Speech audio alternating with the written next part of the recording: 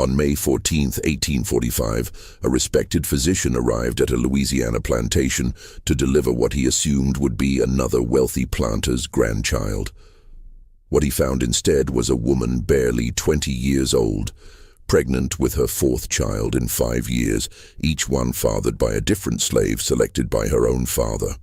She was not alone. Her two sisters, confined to separate rooms in the same wing of the mansion, were in identical circumstances. When the physician demanded an explanation, the colonel showed him something that made his blood run cold.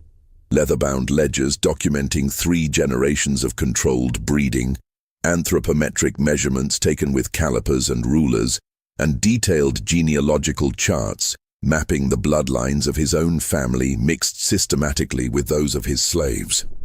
The colonel called it his life's work. He called his daughters patriots. He called their children the future of the South.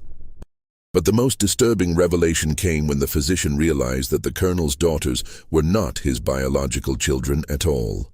They were the products of his father's identical experiments decades earlier. Before we continue with the story of Dr. Samuel Harrington and what he discovered at Bellevue Plantation, if you're fascinated by the darkest secrets hidden in American history, subscribe to our channel and hit that notification bell. And tell us in the comments, what state are you listening from right now? We read every single one. The horror at Bellevue Plantation would force one man to choose between exposing the truth and protecting his own life. Dr. Samuel Harrington had built his reputation in New Orleans, treating both the wealthy merchants of the French Quarter and the desperate immigrants crowding the docks. At 42 years old, he had performed countless deliveries, set broken bones in back alleys, and treated yellow fever victims during the epidemic of 1841. He had seen poverty, violence, and death in forms that would break lesser men. But he considered himself, above all else, a man of science and reason. He was also, though he kept it carefully hidden, a quiet supporter of the American Anti-Slavery Society. He had attended exactly 2 meetings in Philadelphia during his medical training, both times sitting in the back, both times leaving before anyone could engage him in conversation that might be remembered. In New Orleans, such affiliations could destroy a medical practice overnight or worse. So he kept his opinions to himself, treated the slaves of wealthy families with the same care he gave their masters, and told himself that small mercies were better than none. The letter that arrived on May 12th was written in elegant script on expensive paper. Colonel Thaddeus Crane of Bellevue Plantation requested his immediate presence for a difficult delivery. The fee offered was extraordinary, 3 times his usual rate, and the tone suggested both urgency and absolute discretion. Harrington had heard the Crane name before. Old Louisiana money, a family that claimed lineage back to the earliest French settlers, though Thaddeus himself was known to be an Englishman who had married into the family 30 years prior. Bellevue Plantation sat 40 miles upriver from New Orleans, accessible only by boat or a full day's ride on horseback, through roads that turned to swamp during heavy rain. Harrington chose the boat, a small paddle steamer that made weekly runs delivering supplies to the river plantations. The journey took 6 hours, and he spent most of it reading a medical journal and trying to ignore the oppressive humidity that made his shirt stick to his skin. The other passengers were a mix of merchants, overseers, and a Methodist minister who spent the entire journey reading his Bible and occasionally glancing at Harrington with the suspicious look that religious men often reserved for physicians. Medicine and faith had always maintained an uneasy relationship in the South. As the boat rounded a bend in the river, Bellevue came into view. The main house stood 3 stories tall, built in the federal style with white columns that gleamed in the late afternoon sun. Live oaks draped with Spanish moss lined the approach from the river, creating a tunnel of green shadow. Behind the main house, Harrington could see the regular rows of slave cabins, perhaps 40 or 50 in total, and beyond those, the endless fields of sugarcane that represented the plantation's wealth. A slave waited at the dock, a young man perhaps 20 years old, well dressed in clean clothes that marked him as a house servant. He took Harrington's bag without speaking and led him up the shell-covered path toward the mansion. The doctor noticed immediately how quiet everything was. In his experience, plantations were rarely silent. There should have been voices from the fields, the sound of work, the calls of overseers. Instead, there was only the buzz of insects and the distant cry of a bird he could not identify. The front door opened before they reached it. A white woman stood in the doorway, perhaps 50 years old, dressed in black silk, despite the heat. Her face had the tight, controlled expression of someone who had learned long ago to hide whatever she truly felt. "Dr. Harrington, I am Constance Crane, the Colonel's wife. Thank you for coming so quickly." Her voice was cultured, with the soft accent of old New Orleans families. She did not offer her hand. "My husband is waiting for you in his study. I will have someone show you to your room afterward. I trust your journey was not too taxing." The pleasantries felt rehearsed, performed because custom demanded them, but carrying no genuine warmth. Harrington had learned to read such things in his years treating the wealthy. This woman was afraid of something. "The journey was fine, Mrs. Crane." The letter mentioned a difficult delivery. Something flickered across her face, too quick to identify. "My husband will explain everything, if you will follow me." She led him through a wide entrance hall, decorated with oil paintings of stern-faced men and women, each portrait marked with small brass plaques bearing names and dates. The Crane family going back generations. The house smelled of beeswax and old wood, with an underlying scent he could not quite place. Something medicinal, perhaps laudanum or another tincture. Colonel Thaddeus Crane's study occupied the entire east corner of the house. Floor-to-ceiling bookshelves lined 2 walls, packed with leather-bound volumes. A massive desk dominated the center of the room, its surface covered with papers, instruments that looked vaguely scientific, and 3 leather ledgers stacked precisely one atop the other. Behind the desk sat a man who appeared to be in his early 60s, thin and upright with silver hair combed back from a high forehead. His eyes were pale blue, almost colorless, and they fixed on Harrington with an intensity that was immediately unsettling. "Dr. Harrington, please, sit." The Colonel's voice carried the crisp consonants of educated English, though years in Louisiana had softened some of the edges. He gestured to a chair positioned directly across from him. "I appreciate your prompt response to my letter. What I'm about to share with you requires both your medical expertise and your absolute discretion. Before we proceed, I need your word as a gentleman that nothing discussed in this room will be repeated to anyone outside this plantation." Harrington felt the first cold thread of unease. "Colonel Crane, I am bound by my oath as a physician to maintain patient confidentiality. However, if what you are about to tell me involves harm to any person, I cannot promise silence." The Colonel smiled, but it was not a pleasant expression. "Harm is such a subjective term, Doctor. What some might call harm, others might call progress. What some might call cruelty, others might call necessity." He stood and walked to the window, hands clasped behind his back.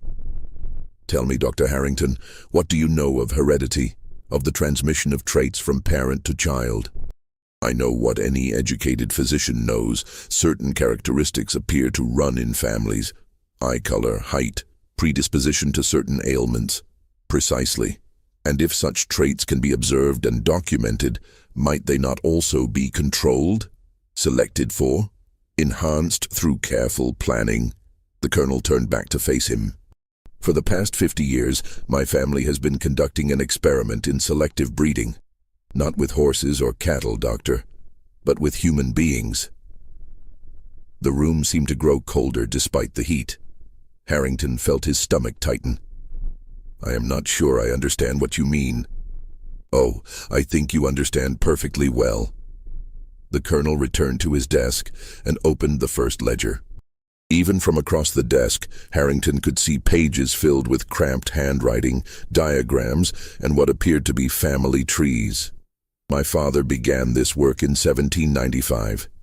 He was a man of science, a student of the natural philosophers, and he became obsessed with a simple question: Could the best traits of the African slave, their physical strength and endurance, be combined with the intelligence and refinement of white blood to create superior workers? Not merely slaves, doctor, but a new category of human being, stronger than any white man, more intelligent than any pure African, and absolutely loyal to the families that created them.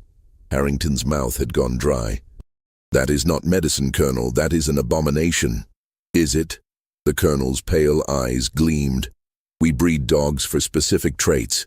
We crossbreed crops to improve yields. Why should human improvement be any different? My father spent 30 years on his initial experiments. He selected slave women based on specific criteria: height, symmetry of features, lack of visible scarring or deformity.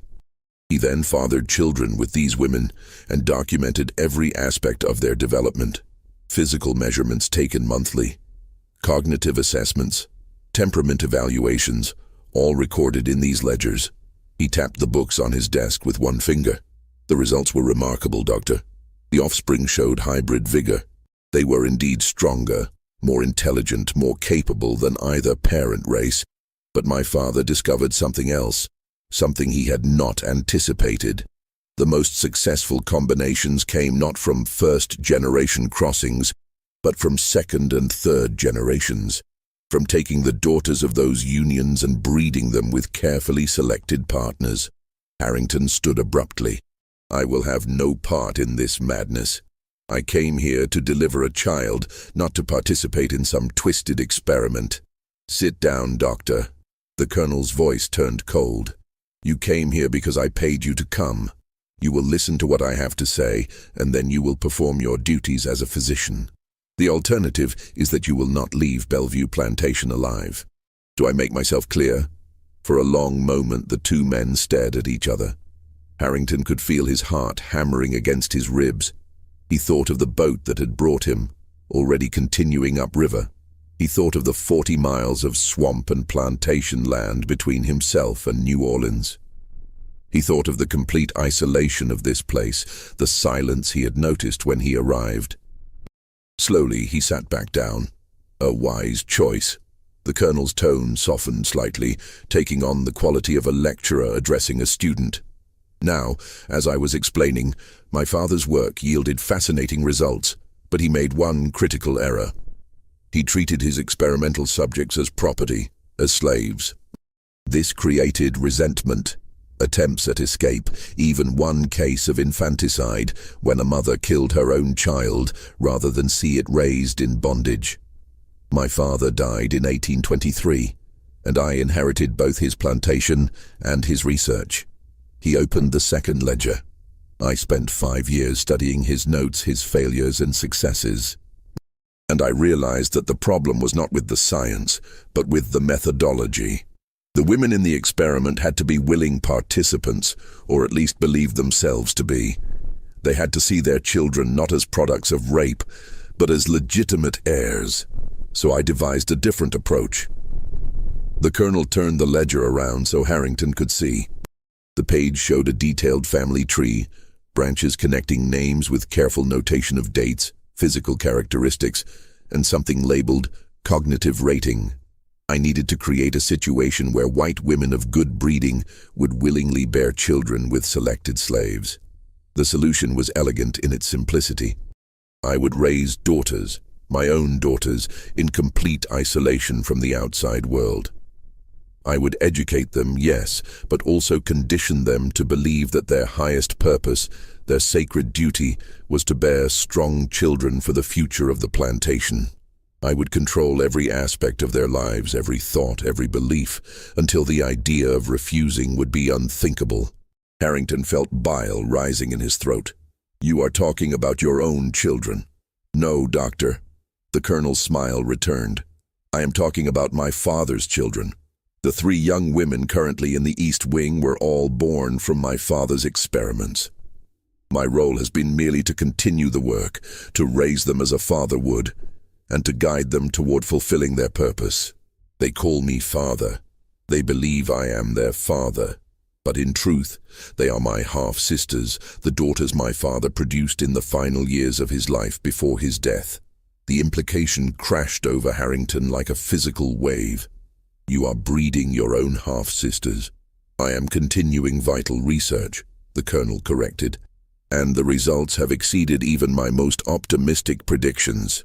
In the past 5 years, my daughters have produced 11 children. 9 have survived.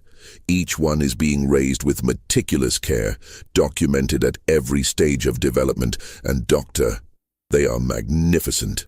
Stronger than any white child, more intelligent than any slave child I have ever encountered.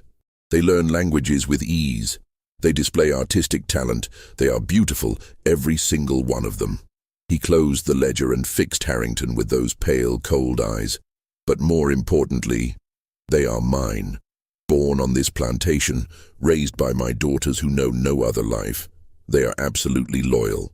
In 10 years, when the oldest reaches maturity, I will have workers who can read, write, calculate, and perform skilled labor, yet who will never question their place in the world. They will be more valuable than any pure slave, yet they will cost nothing to acquire. Do you understand the economic implications, Doctor? The social implications? I understand that you have created a nightmare, Harrington said, his voice shaking.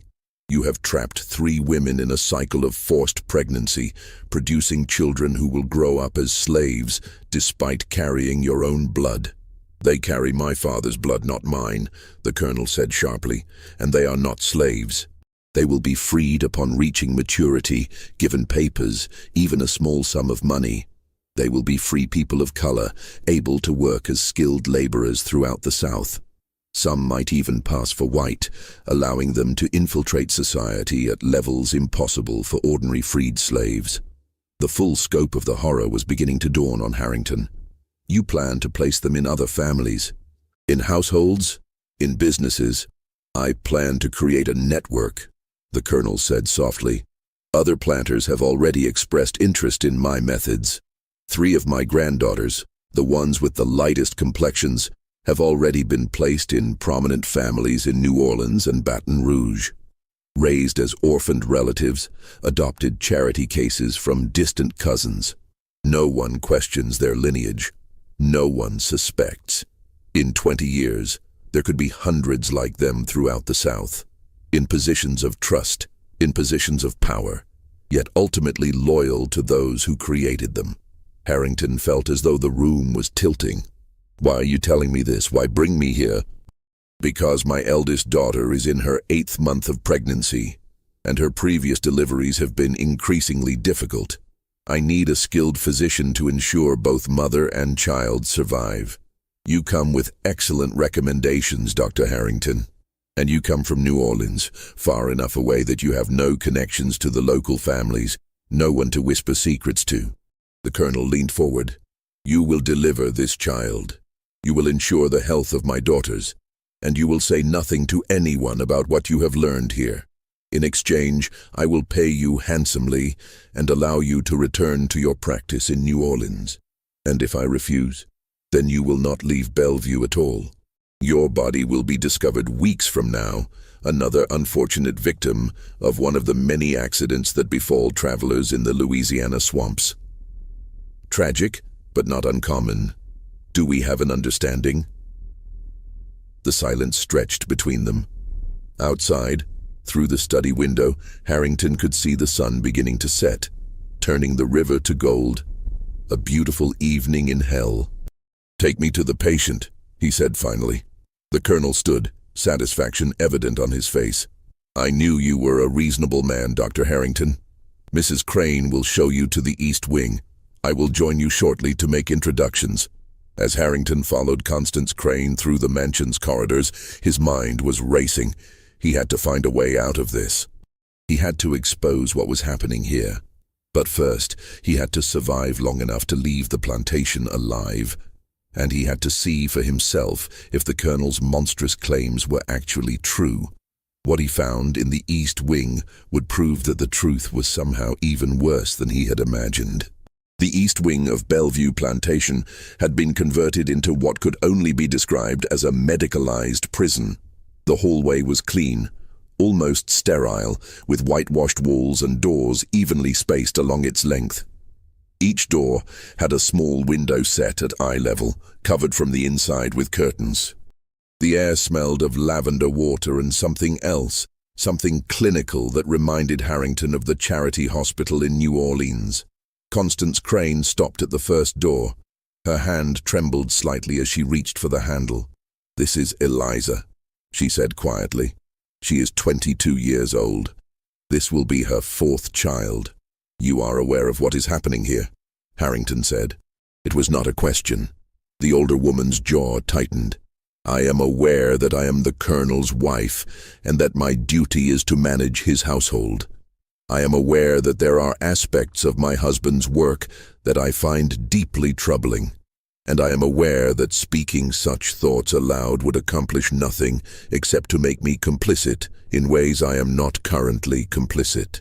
She met his eyes. "I do what I can, Doctor. I ensure the girls are comfortable. I provide them with books, with music, with whatever small comforts are possible within the constraints of their situation. It is not much, but it is something." Before Harrington could respond, she opened the door. The room beyond was larger than he had expected, perhaps 20 feet square, with a high ceiling and tall windows that let in the fading sunlight. It was furnished comfortably, almost luxuriously. A large 4-poster bed with clean linens, a writing desk, bookshelves filled with volumes, and a sitting area with cushioned chairs. The walls were decorated with watercolor paintings of gardens and pastoral scenes. If not for the bars on the windows, barely visible behind lace curtains, it might have been a pleasant guest room in any wealthy home. A young woman sat in one of the chairs, her hands resting on the pronounced swell of her belly. She looked up when they entered, and Harrington felt his breath catch in his throat. She was beautiful in a way that seemed almost unreal. Her skin was the color of honey, lighter than any slave he had seen, but darker than any white woman. Her features were delicate, symmetrical, with high cheekbones and large dark eyes that held an expression of cautious intelligence. Her hair, thick and wavy, was pulled back in a simple style that emphasized the elegant line of her neck. She was also clearly terrified. "Eliza," Constance said gently, "this is Dr. Harrington. He has come from New Orleans to help with the delivery." The young woman stood slowly, moving with the careful deliberation of someone heavily pregnant. "Good evening, Doctor. I apologize for not rising sooner. The baby has been quite active today." Her voice was educated, with the careful pronunciation of someone who had learned to speak from books. Harrington found his voice. "Please, do not trouble yourself. May I ask how you are feeling?" "Tired," she said simply. "The last delivery was difficult. I bled more than I should have, or so Mother Constance tells me. Father worries that this time may be even harder." She said it matter-of-factly as though discussing the weather. "Father," Harrington repeated. "You mean Colonel Crane?" "Of course. Who else would I mean?" She tilted her head slightly, puzzled by the question. Constance cleared her throat. "Doctor, perhaps you should examine the patient. I will leave you to your work. Eliza, if you need anything, ring the bell, and someone will come immediately." After the older woman left, Harrington stood in uncomfortable silence. Professional detachment had always been his strength as a physician, but this situation violated every assumption he had built his career upon. "You may examine me, Doctor," Eliza said. "I am accustomed to it. Father has physicians visit regularly to document the pregnancies. You are the third I have met." She moved to the bed and lay back, arranging her dress modestly. Harrington approached with his medical bag, pulling out his stethoscope. As he conducted the examination, listening to the baby's heartbeat, checking her pulse and blood pressure, he struggled to find words that would not either shatter her world or make him complicit in the horror. The baby's heartbeat was strong and regular. The position felt good, head down and engaged. But Eliza's pulse was elevated, and he could feel tension in her abdomen that suggested extreme stress. "The baby seems healthy," he said carefully, "but I am concerned about you. Your pulse is rapid. Are you sleeping well?" "I sleep as well as can be expected," she said. The baby moves constantly at night, and I worry sometimes about what will happen after the delivery. What do you mean? She looked at him with those dark, intelligent eyes. The other children are taken away after 6 weeks. Father says it is necessary that they must be raised together to form proper bonds. I understand the logic, but it is difficult to give them up after carrying them for 9 months. Harrington felt cold spreading through his chest. You have given up 3 children already? 3 living, she corrected. The first pregnancy ended at 5 months. Father said it was common for first pregnancies to fail. The second delivery produced a healthy son. He will be 3 years old now. I am not permitted to see him, but Mother Constance tells me he is well, that he is strong and clever. A flicker of emotion crossed her face, quickly suppressed. The third and fourth were daughters. They are 1 and 2 years old. This will be my 5th child. 5 pregnancies in 5 years. Harrington felt rage building in his throat. Miss Eliza, forgive my directness, but do you understand the circumstances of these pregnancies? Do you understand who the fathers are? She looked at him as though he had asked a profoundly stupid question. Of course I understand, Doctor. Father explained everything to us when we reached maturity. We are part of a great work, an experiment that will change the future of the South. The men chosen as fathers are selected for their physical perfection and strength. Our children will combine the best of both races, creating a new category of human being that will ensure the prosperity of our family and the stability of the social order. And you believe this? You accept this? Why would I not? She seemed genuinely puzzled. Father has raised us with love and care. He has educated us far beyond what most women receive. He has explained the scientific principles underlying his work. We are not slaves, Doctor. We are participants in something larger than ourselves. Our children will be freed when they reach maturity. They will have opportunities that neither pure white nor pure black children could ever have. The brainwashing was complete, Harrington realized with growing horror. She truly believed everything she was saying. The colonel had not merely forced his half-sisters into this nightmare, he had conditioned them to accept it, even embrace it, as their highest purpose. Miss Eliza, he said slowly, has anyone ever told you that you have a choice in this matter, that you could refuse? For the first time, something like fear flickered across her face. Refuse? Why would I refuse? What would I do? Where would I go? Her voice rose slightly. Father has given us everything, this house, this education, this purpose. Without him, we would be nothing. We would have nothing. A knock at the door interrupted them. Colonel Crane entered without waiting for permission. Dr. Harrington, I trust you find the patient in good health? Harrington straightened, forcing his expression to neutrality. The baby is well positioned, but Miss Eliza shows signs of significant stress. Her previous deliveries have weakened her. Another pregnancy so soon after the last could be dangerous.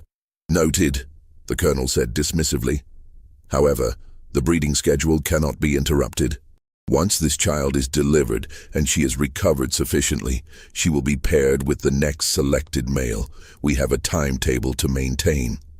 Eliza said nothing, simply arranged her dress and returned to her sitting position as though this exchange was perfectly normal. I should like to examine your other daughters as well, Harrington said. If I am to manage their deliveries, I should assess their overall health. Of course, Mother Constance will show you to their rooms, but first, Doctor, I think you should see the results of our work. I want you to understand exactly what we are creating here. The colonel led him out of Eliza's room and down the hallway to a locked door at the far end. He produced a key from his pocket and opened it, revealing a staircase leading down. The nursery is in the basement, he explained as they descended. Climate controlled, as much as possible in this heat. Away from the main living areas to prevent disruption. The children require a great deal of attention and supervision. The basement had been converted into a series of connected rooms, each one painted white and filled with small beds, toys, and educational materials. In the main room, 9 children ranging in age from infant to perhaps 4 years old were engaged in various activities under the watchful eyes of 2 slave women. But it was the children themselves that made Harrington stop in his tracks. They were beautiful, disturbingly so. Each one showed the same careful blending of features that marked Eliza: the honey-colored skin, the delicate bone structure, the large, intelligent eyes. The older children were reading from primers far advanced for their apparent ages. A 3-year-old girl was working through arithmetic problems on a small chalkboard. A 2-year-old boy was building complex structures with wooden blocks, his small hands moving with remarkable dexterity. "You see, Doctor?" The colonel's voice was thick with pride. "This is what I have created. Superior specimens in every measurable way. Stronger than white children, more intelligent than slave children, and absolutely controllable because they know nothing else." One of the older children, a girl perhaps 4 years old, approached them. She curtsied with perfect form. "Good evening, grandfather. Have you come to test us?" "Not today, my dear. I am showing the doctor our progress." "Have you finished your lessons?" "Yes, grandfather. I've completed the 2nd-level reader and practiced my penmanship for 1 hour. Mistress Clara says my letters are improving." "Excellent. You may return to your play." The girl curtsied again and returned to the other children. Her movements were graceful, controlled, and utterly unchildlike. "They call you grandfather," Harrington said. "They are my grandchildren, Doctor. The daughters of my daughters, though they do not need to understand the complexities of that relationship yet. When they are older, they will be told their mothers were distant relatives who died in childbirth. They will be raised to understand their place in the world, neither wholly white nor wholly black, but something new, something better."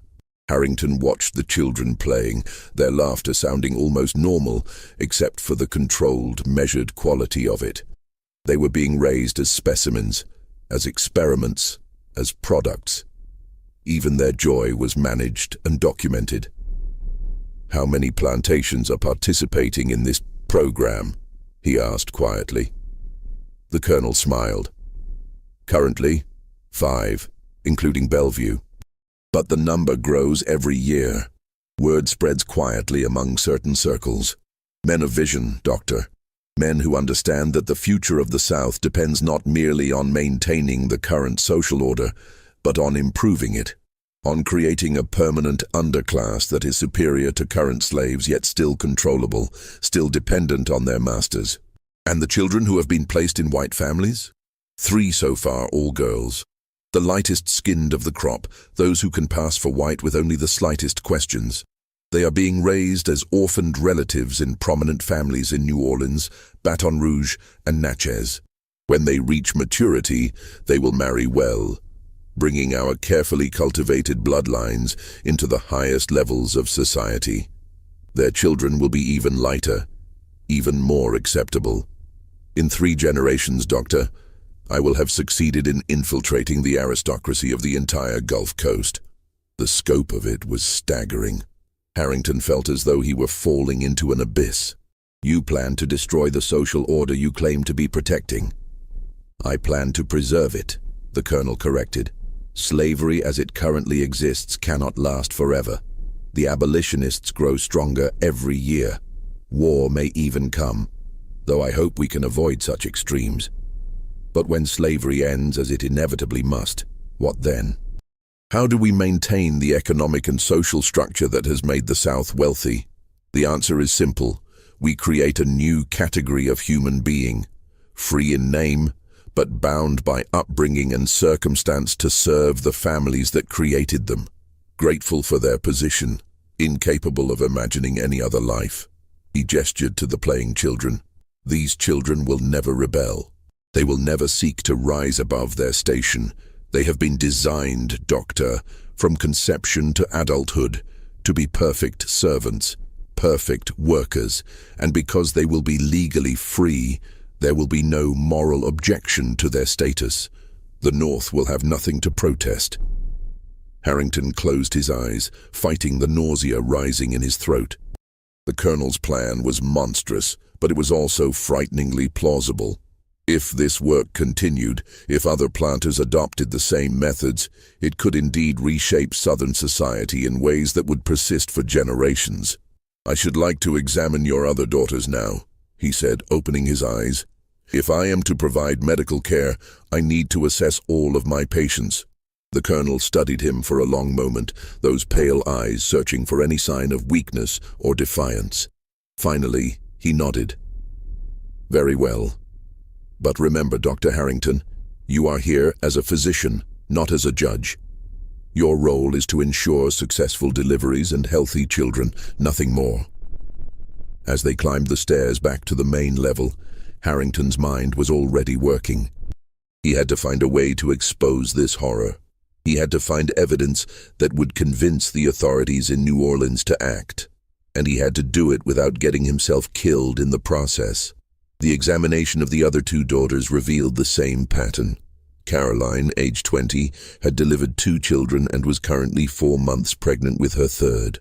She exhibited the same careful conditioning as Eliza, the same absolute belief in the righteousness of her father's work, and the same underlying terror, carefully hidden but visible to Harrington's trained eye in the tension around her mouth, the way her hands sometimes trembled before she controlled them.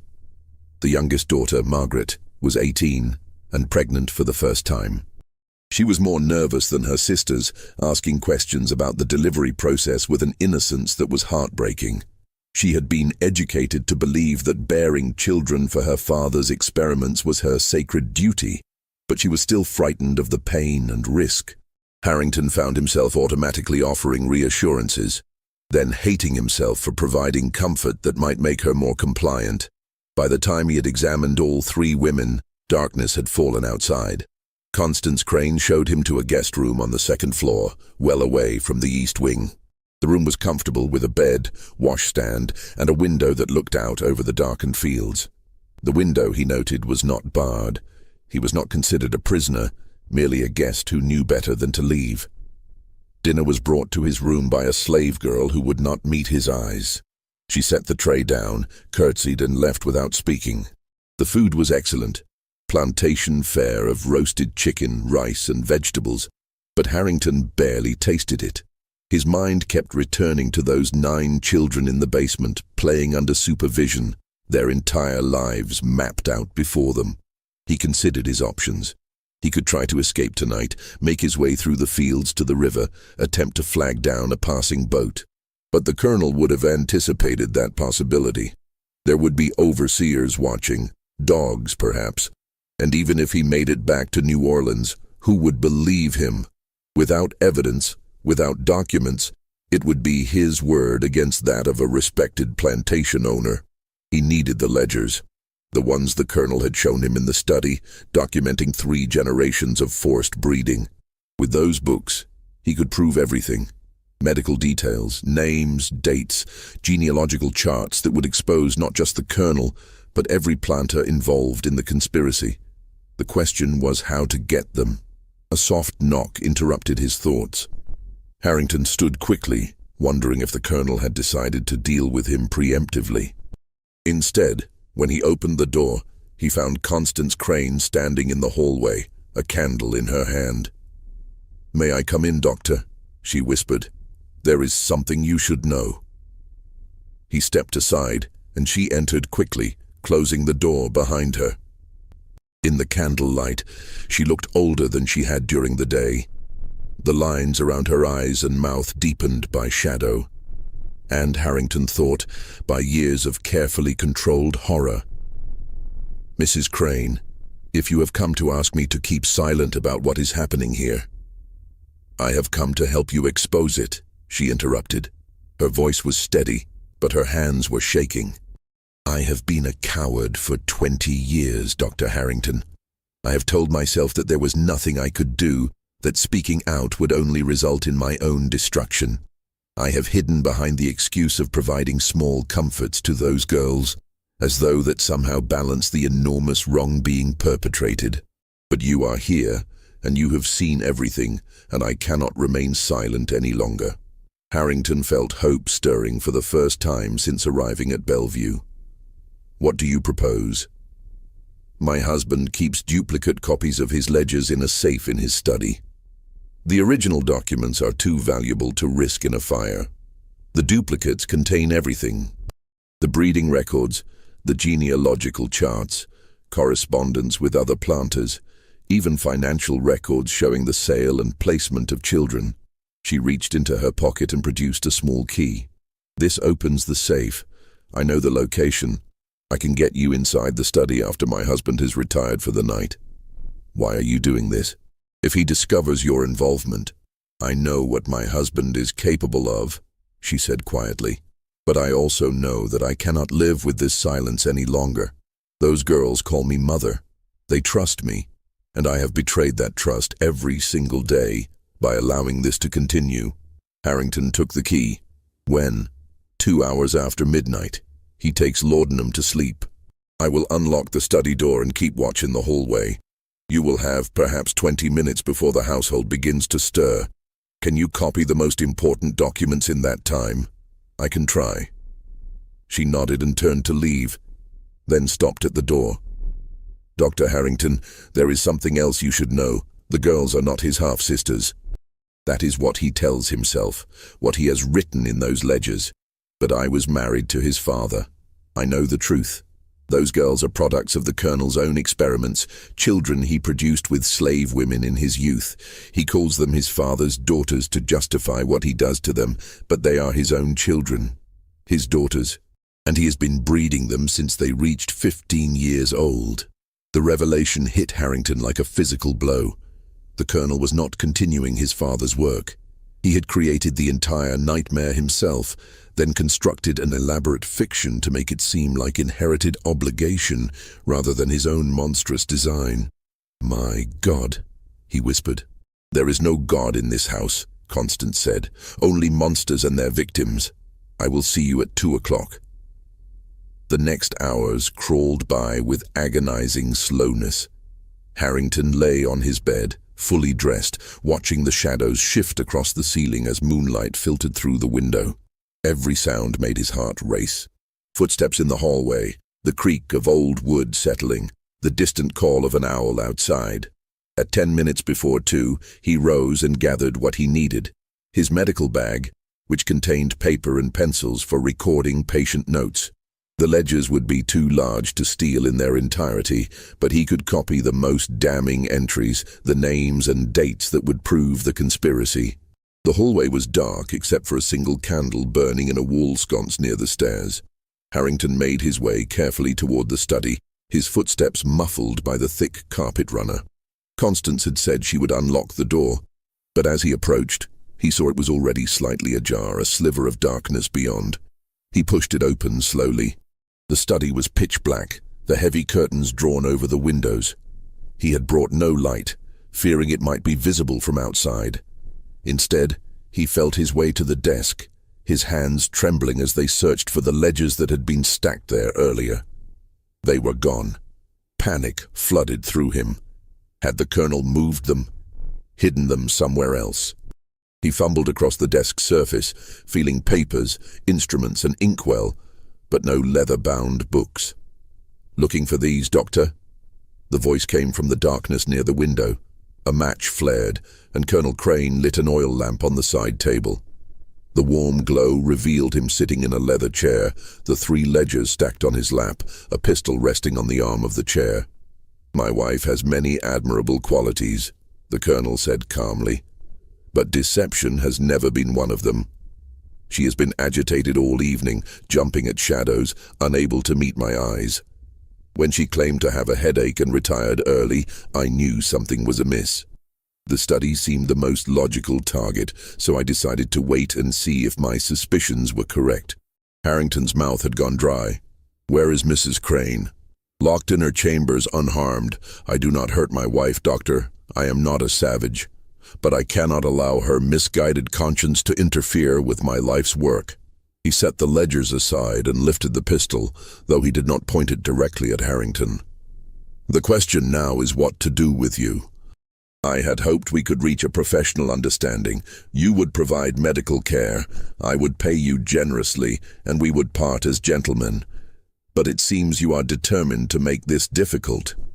You cannot expect me to remain silent about what is happening here," Harrington said. You are destroying the lives of your own children, creating a system of slavery that will persist for generations. I am ensuring the survival of a way of life, the colonel countered. And you, Doctor, are about to become a footnote in that work, a regrettable casualty of your own self-righteousness. Before Harrington could react, footsteps sounded in the hallway. The door burst open, and one of the overseers entered, a large man with a scarred face. "Colonel, there's trouble. One of the girls is in labor, the eldest one. She's bleeding bad." The colonel stood immediately, the pistol forgotten on the chair. "Eliza, how long has she been in labor?" "Don't know, sir. The slave woman just came running. Says it started sudden, maybe an hour ago." For a moment, the colonel's controlled facade cracked, revealing something that might have been genuine concern. "Dr. Harrington, your services are needed. We will continue our conversation later." They rushed to the east wing, and the scene that met them was chaos. Eliza lay on her bed, her face gray with pain and blood soaking through the sheets beneath her. Two slave women hovered nearby, pressing cloths against her legs in an attempt to stem the bleeding. Mother Constance was there as well, her face pale but her hands steady as she held Eliza's hand. Harrington's medical training took over instantly. He pushed past the colonel and began his examination, his fingers searching for the source of the hemorrhage. The baby's head was crowning, but something was wrong. The bleeding was too heavy, coming too fast. "Placental abruption," he said tersely. "The placenta has separated from the uterine wall. I need to deliver this baby immediately, or they will both die." For the next 20 minutes, nothing existed except the immediate crisis. Harrington worked with desperate efficiency, guiding the baby's head, clearing the airways, clamping and cutting the cord. The infant, a boy, emerged blue and silent. He cleared the mouth, rubbed the tiny chest, and was rewarded with a gasping cry that filled the room. But Eliza continued to bleed. Harrington packed the uterus, administered ergot to contract the muscles, applied pressure with every technique he knew. Slowly, agonizingly, the hemorrhage began to subside. When he finally stepped back, his hands and forearms were covered in blood, and Eliza lay unconscious but breathing. "She will live?" the colonel asked quietly. "Possibly. The next 24 hours will tell. She has lost a great deal of blood. Another pregnancy would almost certainly kill her." "Noted." The colonel picked up the infant from where one of the slave women had wrapped it in a clean cloth. He examined the baby with the same clinical detachment he might give a new foal. Strong heartbeat. Good color now. Appears healthy despite the traumatic delivery. Harrington felt rage rising through his exhaustion. That child nearly killed his mother. Your daughter nearly died because you have forced her through 5 pregnancies in 5 years. But she did not die, the colonel said. And now we have another successful specimen. The work continues, Doctor, as it must. In that moment, looking at the colonel cradling the newborn with such cold assessment, Harrington made his decision. He would not leave this plantation empty-handed. He would expose this horror, even if it cost him his own life. "I need to stay with her," he said. "Monitor her condition through the night. If the bleeding resumes, I will need to operate." The colonel nodded. "Of course. I will have someone bring you fresh water and clean linens. And, Doctor," he paused at the door, "do not think that this emergency has changed anything between us. We will finish our conversation tomorrow." After the colonel left, Harrington sat beside Eliza's bed, monitoring her pulse and breathing. Constance remained as well, sitting in the corner, her face a mask of misery. The slave women had been dismissed, and in the quiet, Harrington could hear Eliza's shallow breathing, the distant cry of the newborn from another room. "I am sorry," Constance whispered. "I have made everything worse." "You tried to help," Harrington said. "That takes courage. Courage would have been acting 20 years ago. Courage would have been refusing to participate in this from the beginning." She looked at Eliza's unconscious form. "She will never be free of him, will she? Even if she survives this, he will continue using her until her body gives out entirely." Harrington had no answer. The truth was too bleak to speak aloud. As dawn began to lighten the sky outside, Eliza stirred. Her eyes opened, unfocused and confused. "The baby," she whispered. "A healthy boy," Harrington told her. "You had a difficult delivery, but you are going to recover." Something flickered across her face, an expression he could not quite read. "How long until I can have another child?" The question, asked with such resignation, nearly broke him. "Miss Eliza, you cannot have another child. Your body cannot withstand it. The next pregnancy will kill you." She turned her face away. "Then I have failed Father's work. I am useless now." "You are a human being," Harrington said urgently. "You have value beyond your ability to bear children. You could leave here. You could have a life of your own choosing. And go where?" She looked back at him, and for the first time he saw something other than perfect obedience in her eyes. "I have no money, no skills except what Father taught me, no family except the one he created. Even if I could leave, Doctor, where would I go? What would I do? I am neither white nor black. I belong nowhere except here." The Colonel had not just imprisoned her body. He had imprisoned her mind, her sense of possibility, her ability to imagine any existence beyond the walls of Bellevue. 3 days passed in an uneasy stalemate. Eliza's condition stabilized, the bleeding stopped, and her strength slowly returned. Harrington remained at the plantation, ostensibly to monitor her recovery, but actually because the Colonel made it clear he would not be permitted to leave until certain assurances were made. During those days, Harrington observed the full scope of the operation. The 9 children in the basement were subjected to daily lessons that combined standard education with constant indoctrination about their purpose and place in the world. They were taught to read, write, and calculate, but also to be obedient, grateful, and accepting of whatever role their grandfather assigned them. The 2 younger daughters, Caroline and Margaret, were brought to visit Eliza, conversations carefully supervised by the Colonel. They spoke in cheerful tones about their own pregnancies, about the importance of their work, about how blessed they were to participate in something so significant. But Harrington noticed how Caroline's hands never stopped moving, pulling at her dress, touching her hair, as though her body was trying to express the anxiety her words denied. On the 3rd evening, the Colonel summoned him to the study once more. This time the ledgers were locked away, and the pistol was nowhere in sight. Instead, a bottle of excellent brandy sat on the desk with 2 glasses. "Sit down, Doctor. I think we have reached a point where we must speak frankly about your future." Harrington remained standing. "I will not keep your secrets, Colonel. What you are doing here is monstrous, and it must be stopped. And how exactly do you plan to stop it?" The Colonel poured brandy into both glasses and pushed one across the desk. "You have no evidence. My ledgers remain in my possession. Even if you return to New Orleans with wild tales of breeding experiments, who would believe you? I am a respected landowner. You are a physician with known abolitionist sympathies, a man who might say anything to damage the institution of slavery. There are the children. Physical evidence of what you have done. The children are my grandchildren, the offspring of my daughters and various slaves. Tragic, perhaps, but hardly criminal. Many plantation owners father children with slave women. Society looks the other way. As for my daughters, they will testify that they have participated willingly in these unions, that they have been well treated and well compensated. What crime can you prove, Doctor?" The truth of it settled over Harrington like a suffocating weight. The Colonel was right.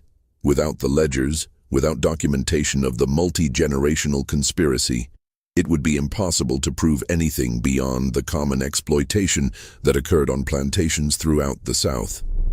"However," the Colonel continued, "I am not an unreasonable man.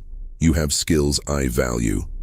You saved Eliza's life, which preserves years of careful breeding. I am prepared to offer you a position as permanent physician to this plantation and to the network of facilities participating in our program. Your salary would be substantial. You would have access to cases that would advance medical knowledge significantly. and you would be part of something that will reshape Southern society. You want me to become complicit in your crimes. I want you to be practical. Slavery exists, Doctor. It will continue to exist for the foreseeable future, regardless of what the abolitionists preach. I am simply trying to create a more efficient, more humane system for the inevitable future. Join us, and you can help ensure that the process is conducted with medical oversight, that the women and children are treated as well as possible within the constraints of the program.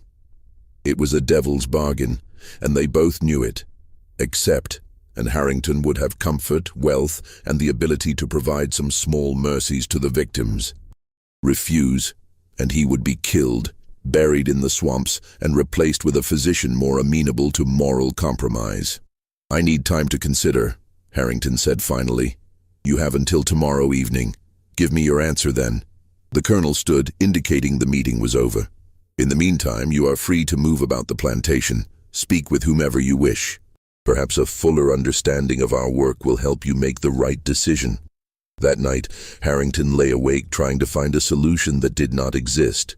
He could not escape with evidence. He could not expose the conspiracy without proof. And he could not accept the colonel's offer without betraying everything he believed. The answer came from an unexpected source. Just after midnight, a soft scratching at his door brought him to his feet. He opened it to find one of the slave women from the nursery, an older woman named Clara who rarely spoke, but whose eyes always carried a deep intelligence. "Doctor," she whispered urgently, "you need to come with me. There is something you must see."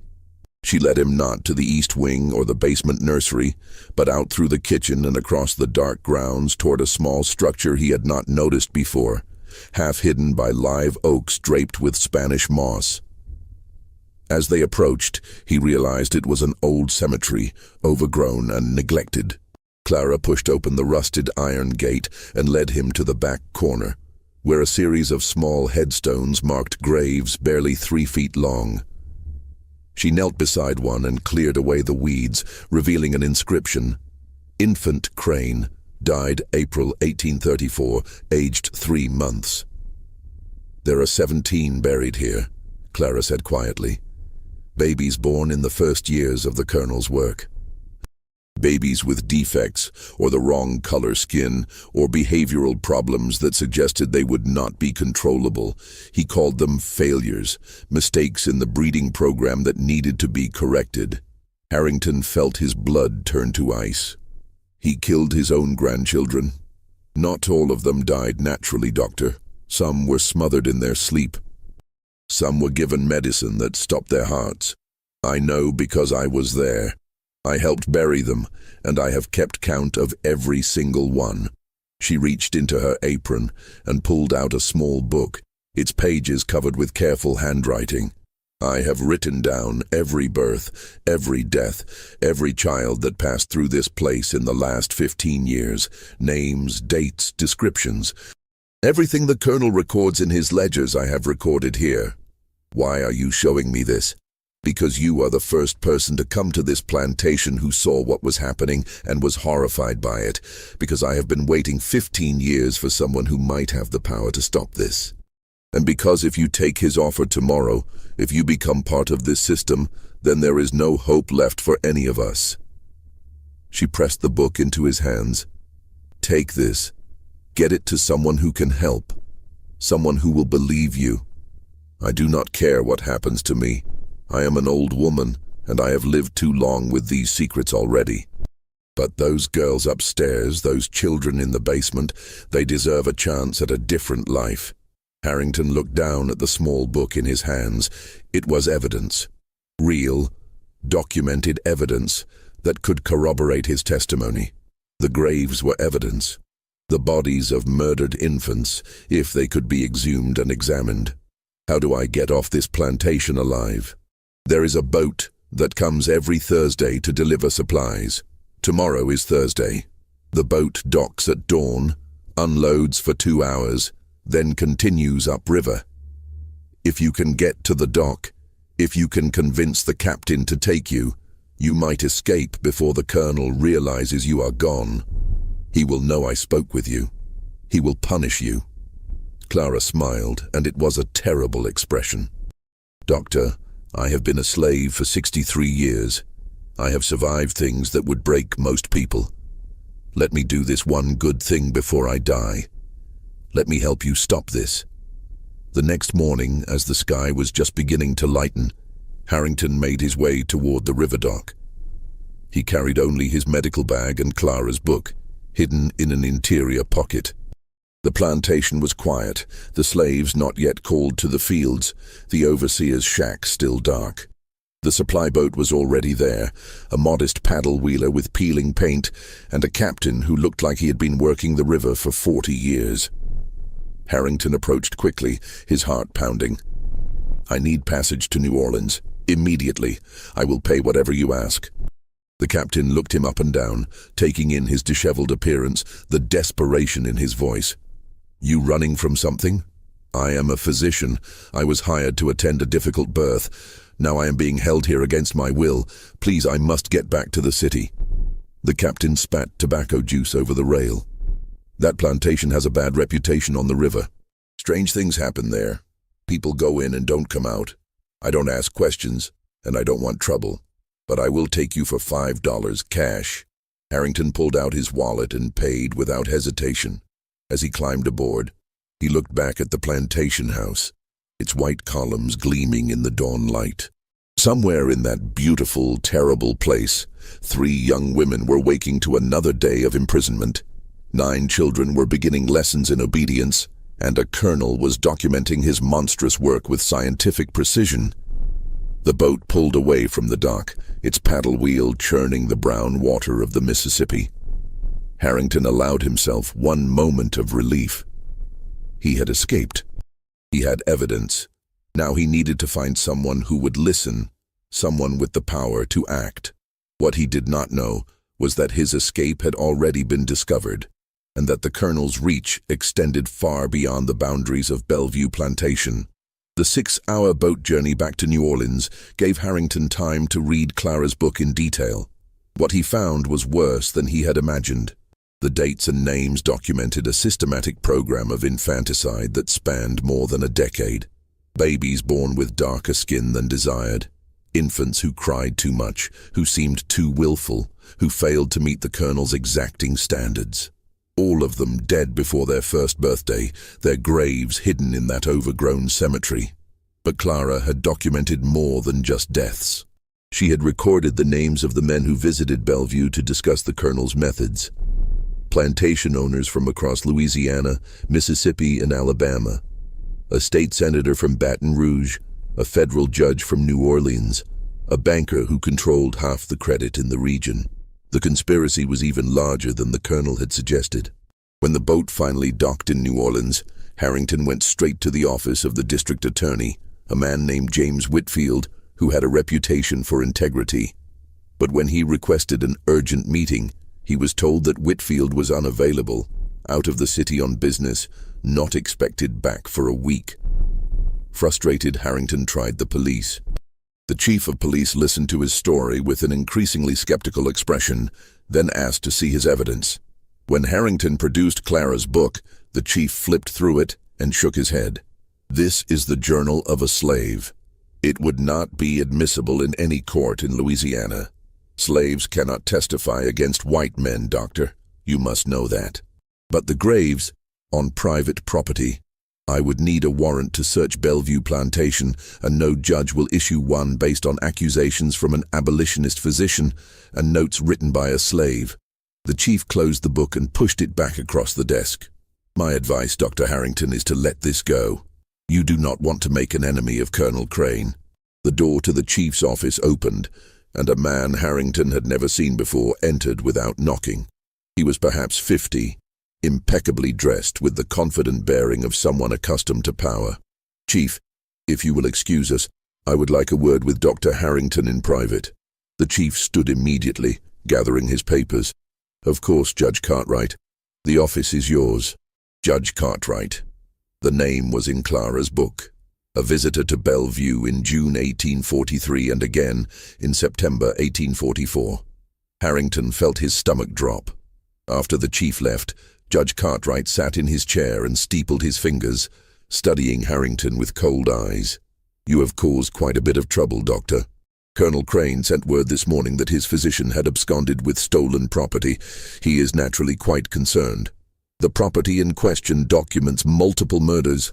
"Documents," the judge interrupted, "written by a slave and therefore worthless in any legal proceeding. But more to the point, Doctor, you are meddling in matters that do not concern you. What Colonel Crane does on his own property with his own family is his affair. The law is quite clear on this. The law does not permit infanticide. The law permits a man to discipline his property as he sees fit. If slave children die in the course of plantation operations, that is regrettable, but not criminal." The judge leaned forward. "However, I am not here to debate the law with you. I am here to offer you a choice. You can return to your medical practice, forget everything you saw at Bellevue, and live a long, prosperous life. Or you can continue this crusade, in which case I will ensure that you are charged with theft, trespassing, and slander. You will lose your medical license. You will be ruined financially and socially. And you will still accomplish nothing, because no one in this city will help you. You are part of it," Harrington said quietly. "You have invested in the Colonel's program. You have children placed in your household." The judge smiled. "I have 2 lovely nieces staying with me, orphaned relatives from a branch of the family that fell on hard times. They are charming girls, well-educated and beautiful. In a few years they will make excellent marriages, bringing fresh blood into the old families of New Orleans. No one questions their presence in my home. No one ever will. And if I go to the newspapers, if I make this public, then you will be dismissed as a madman. The newspapers in this city are owned by men who share the Colonel's vision for the future of the South. Your story will not be printed. Your name will be destroyed. And you will find that accidents can happen to people who cause problems for powerful men." The judge stood. "Go home, Dr. Harrington. Treat your patients. Forget about Bellevue. That is my strong recommendation." After the judge left, Harrington sat in the empty office, holding Clara's book and feeling the walls close in around him. Every avenue was blocked. Every authority was either complicit or powerless. The conspiracy was too deep, too well protected. He thought of Eliza, recovering from a delivery that had nearly killed her, already being told when she would be impregnated again. He thought of the 9 children in the basement, learning to accept their fate. He thought of the 17 graves in the overgrown cemetery. There had to be a way. There had to be someone who would listen. The answer came to him as he walked back to his rooms in the French Quarter. The abolitionists. The very people he had been afraid to associate with publicly, fearing they would destroy his practice. They were the only ones who might act without caring about the social consequences. That night, Harrington attended a secret meeting of the New Orleans Anti-Slavery Society in the back room of a bookstore on Chartres Street. 30 people were crammed into the small space, men and women from various backgrounds, all united by their opposition to slavery. He told them everything: the breeding program, the forced pregnancies, the murdered infants, the conspiracy of planters and judges. He showed them Clara's book. He gave them names and dates. When he finished, there was a long silence. Finally, an older man with a Boston accent spoke. "This is beyond anything we have dealt with before. We need to get this information to the national organization, to the newspapers in New York and Philadelphia. This could be the scandal that finally turns public opinion against slavery as an institution. It will take weeks to coordinate that kind of campaign," a woman said. "By then, the Colonel will have destroyed all evidence. He will have moved the children, silenced the witnesses. Then we move faster," Harrington said. "We raid the plantation. We rescue the women and children. We take the ledgers by force if necessary. That is illegal. It is vigilantism. It could get people killed. People are already being killed." Harrington's voice rose. "Children are being murdered. Women are being raped by their own father. How much worse does it have to get before we act?" The debate continued for hours. Some argued for legal action for working within the system. Others insisted on immediate, direct intervention. Finally, a compromise was reached. A small group would travel to Bellevue, attempt to rescue the women and gather evidence, while simultaneously sending documentation to abolitionist newspapers in the North. It was decided that Harrington would lead the rescue mission. He knew the layout of the plantation, the location of the East Wing, the schedule of the overseers. A freed slave named Marcus, who had experience moving people along the Underground Railroad, would assist. Along with 6 others, they would leave within 2 days. But as Harrington returned to his rooms that night, he had the uneasy feeling that he was being watched. Shadows seemed to move in the darkened doorways. Footsteps echoed behind him on the cobblestone streets. The colonel's reach was long, and Judge Cartwright had resources throughout the city. The trap was being set, though Harrington did not yet know it. 2 nights later, a group of 8 men gathered at the riverbank 3 miles south of Bellevue Plantation. They had traveled separately, avoiding the main roads, meeting at the appointed place just after midnight. The plan was simple. Approach through the fields, enter through the kitchen which Clara had promised to leave unlocked, make their way to the East Wing, and extract the 3 women before the overseers could respond. Harrington had a separate objective. While the others focused on the rescue, he would go to the study and take the ledgers. With both the women and the documentary evidence, they would have everything needed to expose the conspiracy.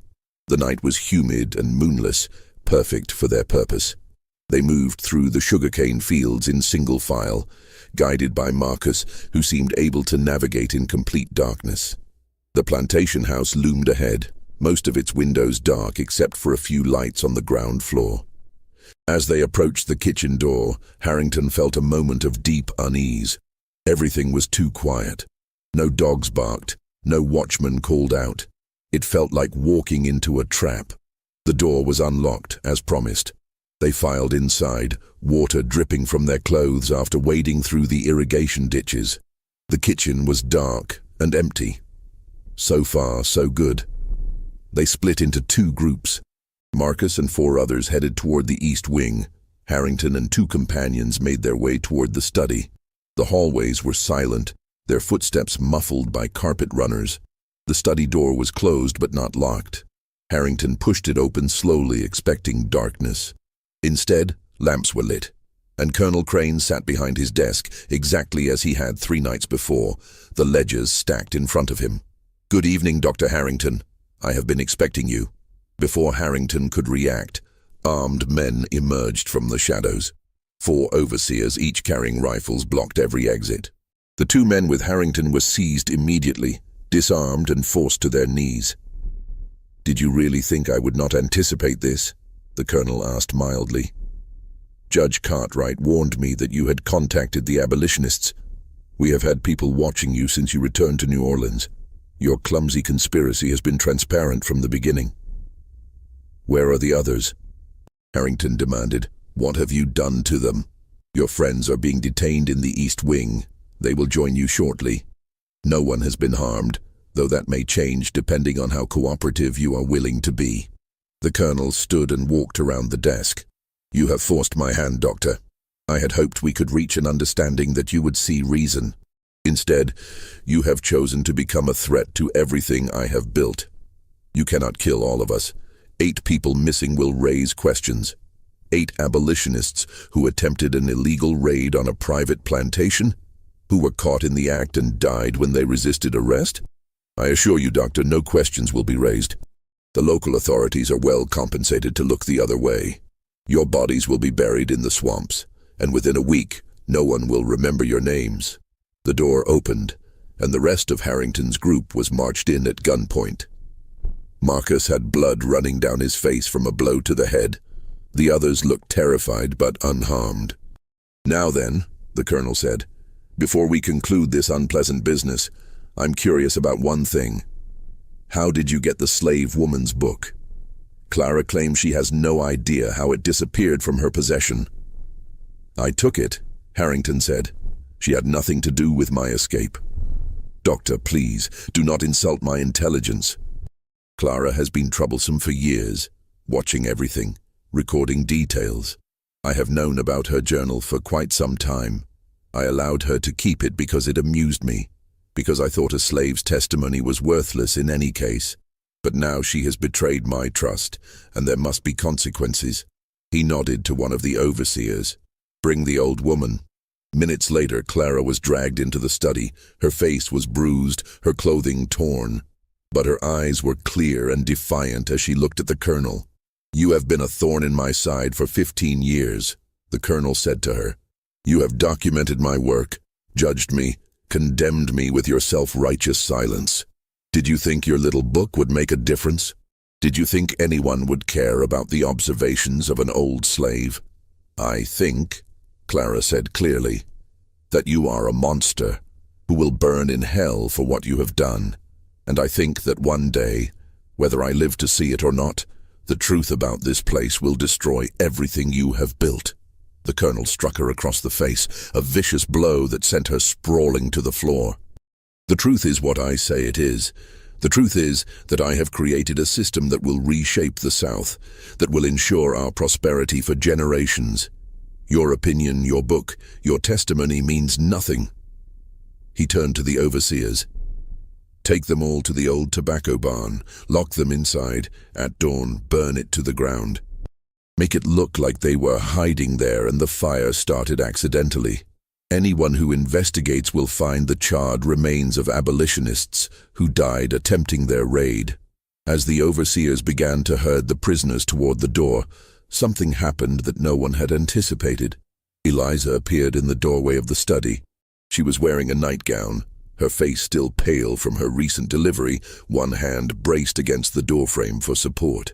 Father, she said quietly, please stop. The colonel turned, surprise evident on his face. Eliza, you should be resting. Return to your room immediately. No. Her voice was soft but steady.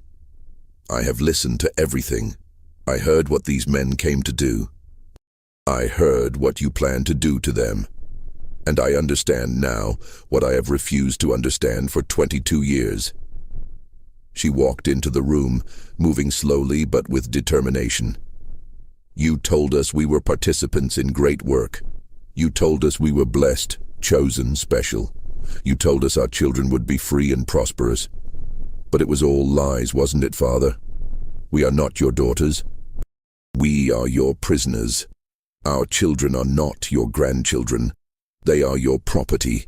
And when we are used up, when our bodies can no longer bear children, you will dispose of us, just like you disposed of the babies who did not meet your standards. Eliza, you are ill. You are not thinking clearly. Return to your room, and we will discuss this when you have recovered. I'm thinking clearly for the first time in my life. She turned to Harrington. Doctor, when you told me I could leave, that I could have a different life, I thought you were mad. But you were right. I can leave. I can choose. And I choose to tell the truth about what has happened here. The colonel's face went white with rage. You ungrateful. I am not ungrateful, Father. I am awake. Eliza's voice grew stronger. Caroline and Margaret are awake too. We have been talking, the three of us, since the delivery. We have been remembering things we were told to forget. We have been questioning what we were taught to accept. And we know now that we were never daughters. We were experiments. We were breeding stock. And our children deserve better than to repeat our lives. I seize her, the colonel ordered the overseers. She is delirious from blood loss. She does not know what she is saying.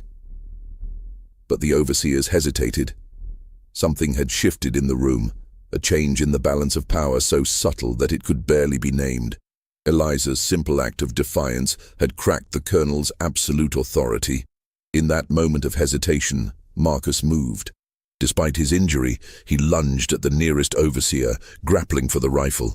The study erupted into chaos. Harrington threw himself at another guard. The abolitionists, seeing their chance, fought back with desperate strength. A shot rang out, deafening in the enclosed space. One of the overseers fell, clutching his leg. The rifle clattered to the floor, and Harrington seized it, turning it on the colonel. Enough! His voice cut through the chaos. Everyone stop moving now! Slowly, the fighting ceased. The overseers backed away, seeing their employer held at gunpoint. The colonel stood frozen, his face contorted with fury and something else, fear perhaps, or the realization that his carefully constructed world was collapsing. "Eliza," Harrington said, not taking his eyes off the colonel. "Can you walk? Can you get your sisters and bring them here?" She nodded and disappeared into the hallway. Minutes later she returned with Caroline and Margaret, both in nightgowns, both looking terrified, but determined. "Tell him," Eliza said to her sisters. "Tell him we know the truth." Caroline spoke first, her voice shaking.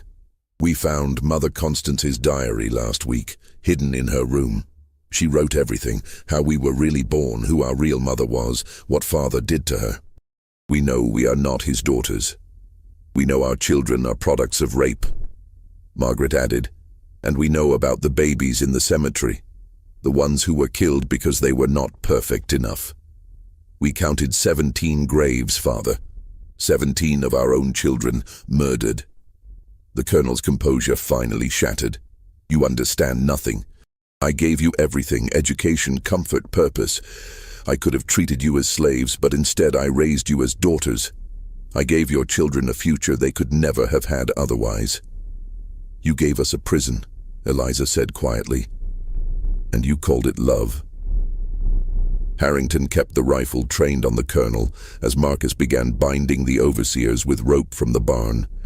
"We are leaving here tonight, all of us. The women, the children from the nursery, anyone who wants to escape this place, and we are taking those ledgers with us. You will never make it off this plantation," the colonel said. "I have allies throughout Louisiana. Judge Cartwright will have warrants issued for your arrest before you reach New Orleans. Every sheriff, every constable will be looking for you." "Perhaps," Harrington said, "but we will have your ledgers. We will have the testimony of your daughters. We will have evidence of murdered children. Even if the courts refuse to act, the newspapers in the North will print every detail. Your name will become synonymous with the worst excesses of slavery. Every planter who participated in your program will be exposed. You wanted to create a legacy, Colonel. You will have one, but not the one you imagined." For a long moment the two men stared at each other. Then Constance Crane appeared in the doorway, holding a candle. Her face was calm, almost serene. "It is over, Thaddeus," she said. "Let them go." "You," the colonel hissed. "You planned this. You helped them. I tried to help them days ago, and you stopped me. But yes, when I heard the commotion tonight, I unlocked the nursery. The children are already being moved to the boats. Clara is with them. Your life's work is ending, and I am glad to see it die." The colonel lunged at her, but Harrington stepped between them. "Touch her and I will shoot you where you stand." The evacuation took 3 hours. The 9 children from the nursery, ranging from infants to 4 years old, were bundled into boats along with Eliza, Caroline, and Margaret. Clara supervised the removal of the ledgers, all 3 volumes, along with any documents that might serve as evidence. The abolitionists worked with practiced efficiency, the product of years moving escaped slaves along the Underground Railroad. As dawn began to break over the Mississippi, Harrington took one last look at Bellevue Plantation. The white columns gleamed in the early light, beautiful and terrible. The colonel had been locked in his own study, bound and gagged, to be discovered by his remaining slaves in a few hours. Constance had chosen to remain, claiming that someone needed to answer the questions that would inevitably come. The boats pushed away from the dock, heading downriver toward New Orleans and whatever uncertain future awaited them all. The scandal broke slowly, then all at once. Harrington delivered the ledgers to the abolitionist newspaper in New York, and within a week, excerpts were being reprinted across the North. The details were too horrifying, too well documented to dismiss as abolitionist propaganda. 3 generations of forced breeding, 17 murdered infants, a conspiracy involving some of Louisiana's most prominent families. The South's response was immediate and predictable. Newspapers in New Orleans and Baton Rouge denounced the story as lies and forgeries. Judge Cartwright issued a statement claiming the documents were fabricated. Colonel Thaddeus Crane, through his attorneys, denied all accusations and filed suit for slander against every newspaper that printed the story. But the damage was done. The careful network the colonel had built began to unravel as planters distanced themselves from the scandal. The three girls who had been placed in prominent families were quietly sent away, their true origins suddenly too dangerous to ignore. Two of the participating planters died under mysterious circumstances, one in a hunting accident, another from a sudden illness, leading to speculation about whether they had been silenced to protect others in the conspiracy. Eliza, Caroline, and Margaret were relocated to a safe house in Philadelphia, where they began the slow, painful process of building new lives.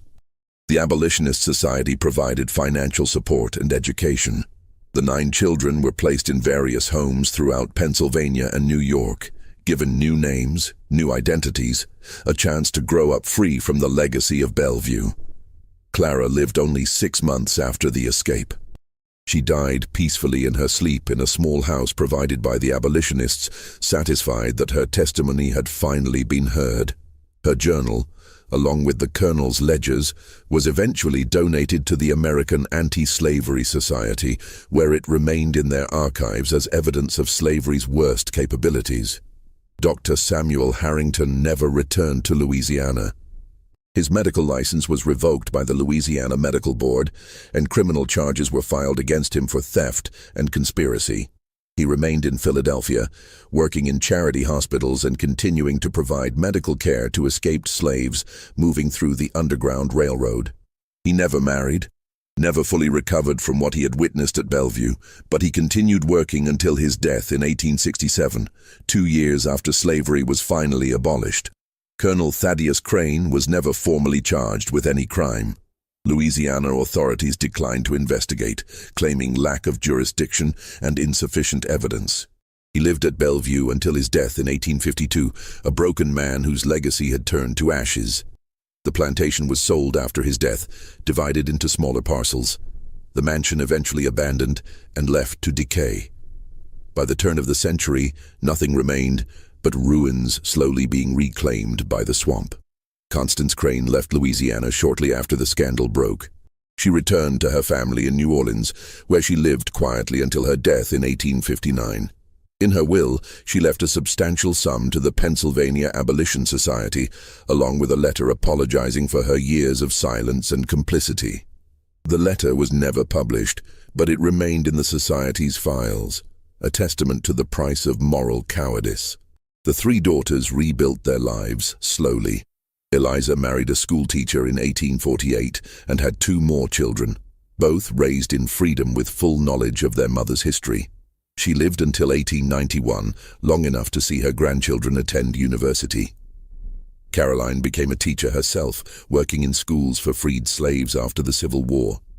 Margaret struggled more than her sisters, the trauma of her early life never fully healing, but she found peace in later years, working with an abolitionist church in Boston. The children from the nursery scattered across the country. Their fates varied.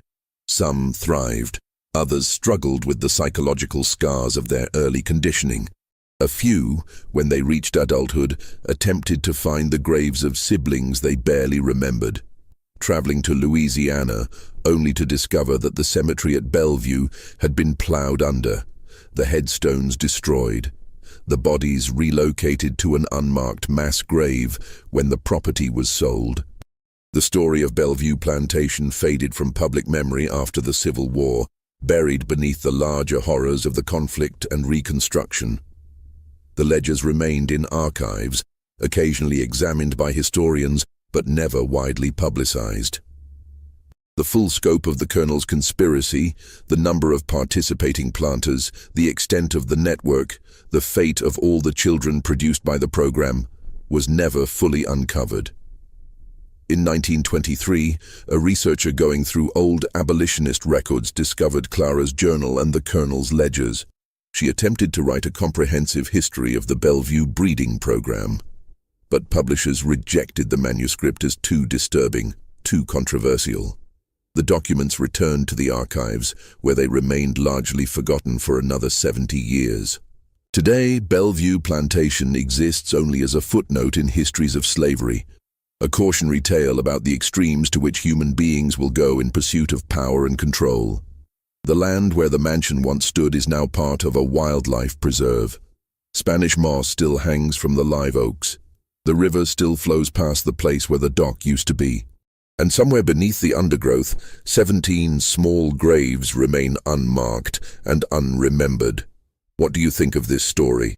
Do you believe something like this could have really happened in the hidden corners of plantation society? The archives suggest it did, though the full truth may never be known. Leave your comment below with your thoughts. If you found this tale as chilling as we did, subscribe to our channel, hit the notification bell, and share this video with someone who appreciates the darkest chapters of history.